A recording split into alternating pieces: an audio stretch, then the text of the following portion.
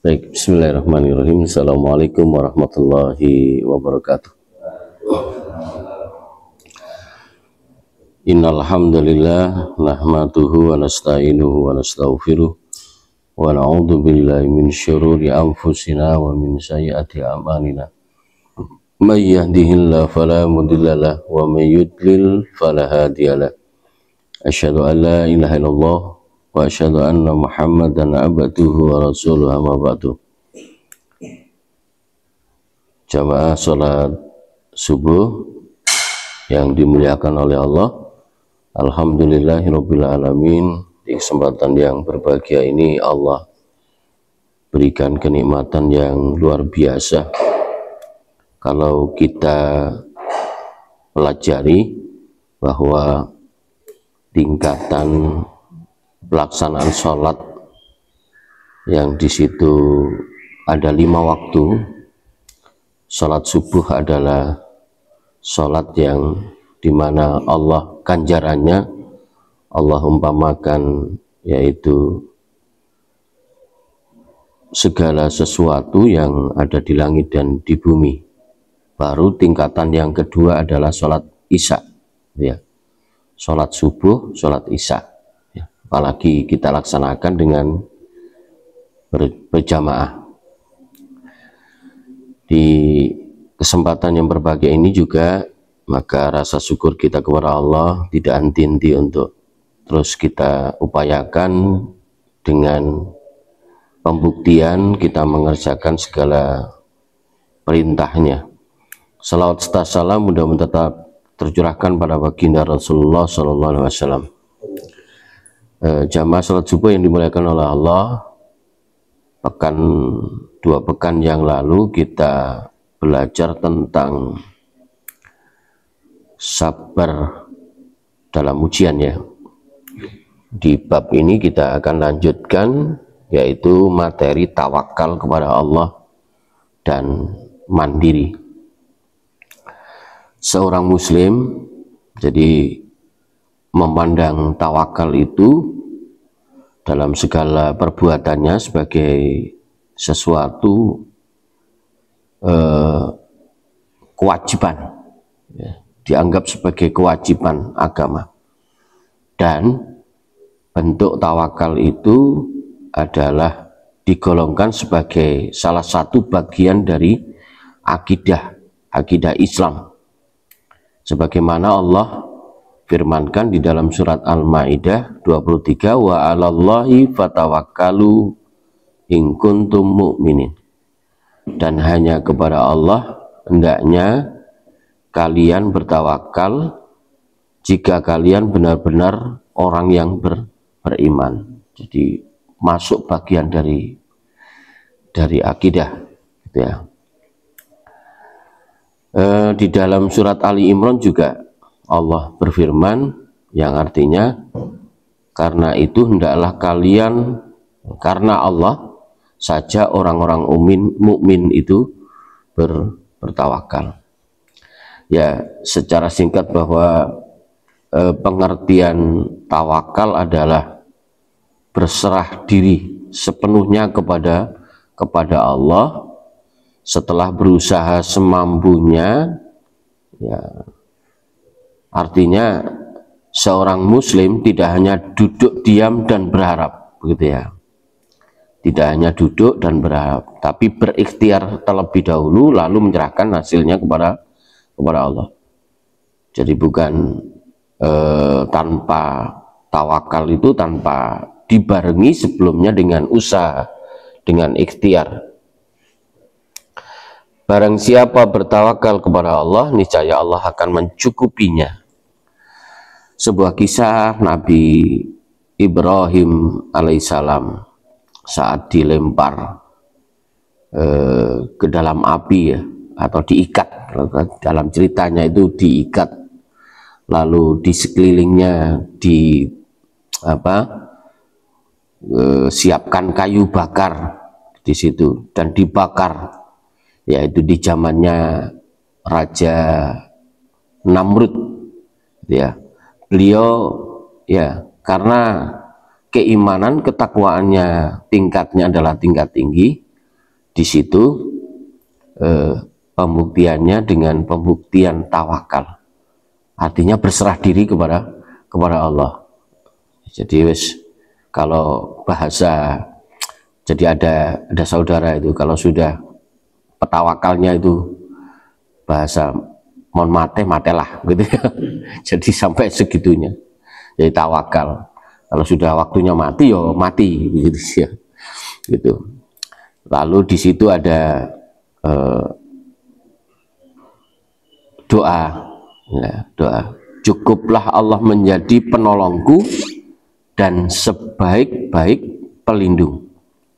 Maka di situ Allah pun menjadikan api itu dingin dan aman. Ada yang menyampaikan bahwa di situ ada Allah mengirimkan hewan kecil gitu ya, dengan apa itu, mengambil air dari surga, setelah itu diteteskan di atas, sehingga di situ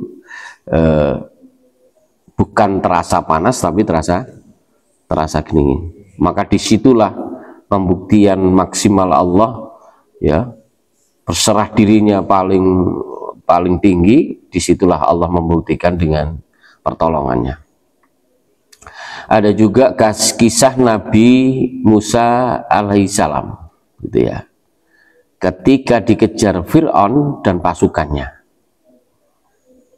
Kan luar biasa, kalau di filmnya itu kan sudah dikejar dengan umatnya pada saat itu di depan laut, kan gitu, lautan. Jadi di dalam surat Asy-Syu'ara, sekali-kali tidak, sesungguhnya Tuhanku bersamaku. Nah, sesungguhnya Tuhanku bersamaku, itu bentuk kalimat berserah diri kepada Allah. Dia akan memberi petunjuk kepadaku. Lalu Allah membelah laut untuk menyelamatkannya. Ya, kalau di kisah-kisah Nabi Musa ini memukulkan tongkatnya, gitu ya, sehingga terbelah, gitu ya. Dan disitulah Nabi Musa dan umatnya menyeberang, dan pada akhirnya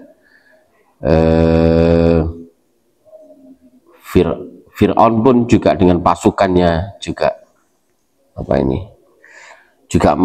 menyeberangi, begitu ya. Tetapi sampai setelah daratan, di situ laut kembali dan tenggelam, gitu. Ada yang menyampaikan bahwa disitulah saat itu Fir'aun itu istilahnya tobat, gitu ya. Wallahu alam, gitu ya. Jadi tawakal diiringi keyakinan yang kuat, bahwa Allah tidak akan meninggalkan hambanya, gitu ya. Bahasa sederhana, sebuah kisah seorang badui, gitu ya, pada saat, kalau dalam kisahnya, mudah-mudahan tidak salah ya, kisahnya ya menambatkan ekor hewan tunggangannya, gitu ya. Setelah itu ditinggal, gitu ya. Jadi kisah itu ada yang menyampaikan pada saat itu dibiarkan saja hewan itu. Ada juga yang kisah itu menyampaikan bahwa bertanya dulu kepada Rasulullah, tapi pada saat itu dibiarkan, gitu. Ada yang mengingatkan, gitu ya. Kenapa dibiarkan saja tanpa diikat, katanya. Katanya jawabannya, saya bertawakal kepada Allah, katanya. Maka di situ ada pembenaran. Bukan itu namanya bentuk tawakal kepada Allah. Berserah diri kepada Allah itu setelah berupaya, berusaha. Nah, sudah berupaya, berusaha, dia berdoa. Jadi baru bertawakal. Diikat dulu hewan tunggangannya, baru bertawakal. Aku bertawakal, wis sepedaku wapi, dan kuncinya dibiarkan saja, gitu ya, di tempat yang mungkin bisa jadi di situ rawan, pencurian dan sebagainya, bukan itu, tapi ada bentuk ikhtiar terlebih dahulu. Dan masih ya mungkin di dalam kehidupan sehari-hari juga begitu, mungkin dalam bentuk apa saja gitu ya, bentuk kalaupun Allah mencoba dalam hal ketakutan, ikhtiarnya apa, ketakutan dalam rumah gitu ya, ya dikunci rumahnya gitu ya, lampunya dihidupkan semuanya, itu bentuk dia. Lalu apalagi dalam bentuk kita sudah seperti misalkan saya ini punya penyakit asma gitu ya, setelah itu berikhtiar hijrah ke Kedaung, alhamdulillah dengan udara yang segar. Setelah itu atau mungkin dalam bentuk-bentuk ikhtiar kita pengobatan dan sebagainya, berupaya. Orang-orang yang punya harta kekayaan itu ikhtiarnya luar biasa, itu sampai ke Jakarta, ke Singapura, ke kemana lagi begitu ya, itu bentuk ikhtiar gitu ya. Tuh. Yang kedua, mandiri ya dalam Islam ya. Mandiri berarti tidak menggantungkan diri pada manusia, tapi bergantung hanya kepada Allah. Orang mandiri itu berusaha dengan tangannya sendiri, tidak malas dan tidak meminta-minta selama masih mampu. Ya, selama masih mampu. Jadi ya, di dalam hadis riwayat Bukhari yang diriwayatkan oleh Bukhari Muslim, sungguh seseorang yang mengambil tali lalu mencari kayu bakar dan menjualnya itu lebih baik daripada meminta-minta kepada orang lain. Dalam hal ini adalah pengemis, begitu ya, pengemis. Ada satu kisah Rasulullah sebelum menjadi nabi, beliau mengembala kambing dan berdagang. Ini adalah bentuk ikhtiar gitu ya. Jadi bukan aku gengsi mengerjakan ini itu begitu, tidak seperti itu. Dan bentuk contoh Rasulullah yang mengembala kambing itu dan berdagang ini menunjukkan kemandirian dan bagian dari kehormatan diri. Jadi beliau tetap bekerja keras meskipun kelak gitu ya menjadi seorang rasul. Bahkan di saat menjadi rasul itu, Rasulullah itu setelah ditinggal bersama istrinya Siti Khadijah yang kaya raya gitu ya, uangnya habis untuk perjuangan sampai Rasulullah itu menjadi orang miskin gitu ya, miskin. Jadi duit itu, harta itu ada langsung dibelanjakan, ada yang belanjakan, bahkan sampai bukan tidak satu hari dua hari, beberapa kali. Kalau di kisah itu Rasulullah itu kesulitan dalam hal makan, termasuk anaknya yang sudah berkeluarga dengan sahabat Ali itu pun juga begitu sama. Bahkan pada saat jadi menimba ngerek air itu sendiri, tidak punya pembantu. Kalau zaman waktu itu ya kan harus punya orang yang mampu itu ya, sama saat sekarang ini punya budak bisa jadi gitu. Kisah sahabat Abdurrahman bin Auf misalkan, saat hijrah ke Madinah tanpa harta, karena sahabat-sahabat yang hijrah kebanyakan yang punya uang ditinggalkan semuanya karena dirampas. Beliau berkata kepada kaum Ansar gitu ya, tunjukkanlah kepadaku di mana pasar ya. Karena pada saat itu Abdurrahman bin Auf ini kan memang waktu itu kaum Ansor ya, yang punya rumah dua, yang satu dikasihkan kepada Muhajir. Bahkan ngapunten, jadi ada yang punya istri lebih dari satu itu ditawarkan gitu. Dan Abdurrahman bin Auf ini orang yang ditawari gitu ya, tapi menolak. Maka disitulah beliaunya bertanya, tunjukkanlah kepadaku di mana pasar. Di pasar di situ bukan untuk belanja, Rizkah. Tapi untuk apa? Untuk berdagang, belajar berdagang. Nah, lalu beliau bekerja keras hingga menjadi salah satu sahabat yang paling kaya dan dermawan. Duitnya sampai gak habis-habis gitu ya.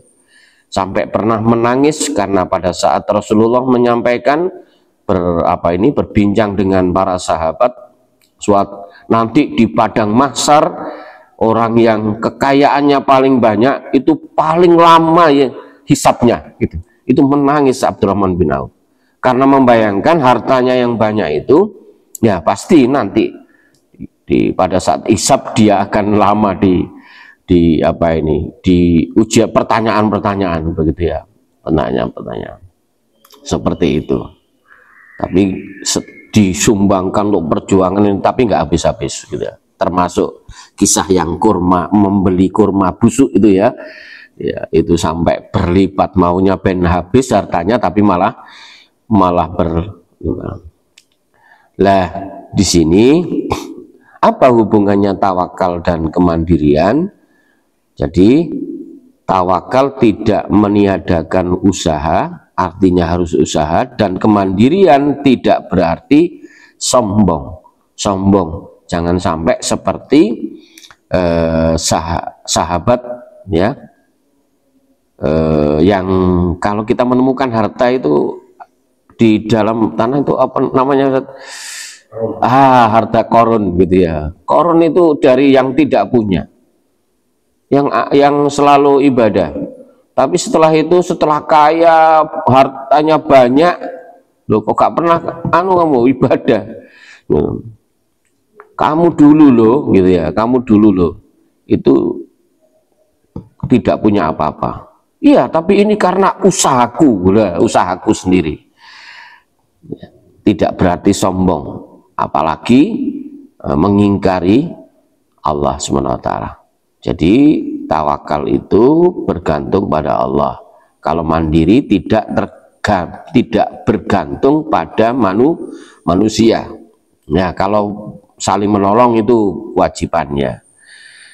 Lalu berusaha sesuai kemampuan.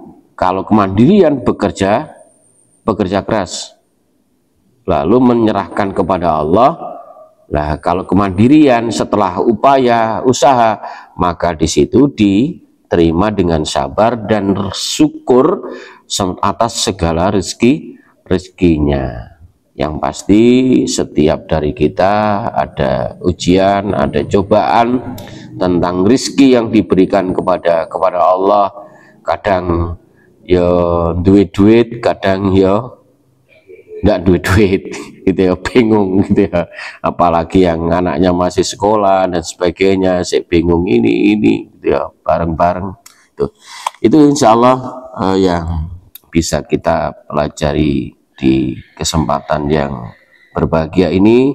Mudah-mudahan Allah selalu meridhai setiap apa yang menjadi upaya kita, amal perbuatan kita, termasuk bentuk ikhtiar usaha dalam bentuk apapun ya. Setelah berusaha lalu kita berserah diri kepada Allah SWT.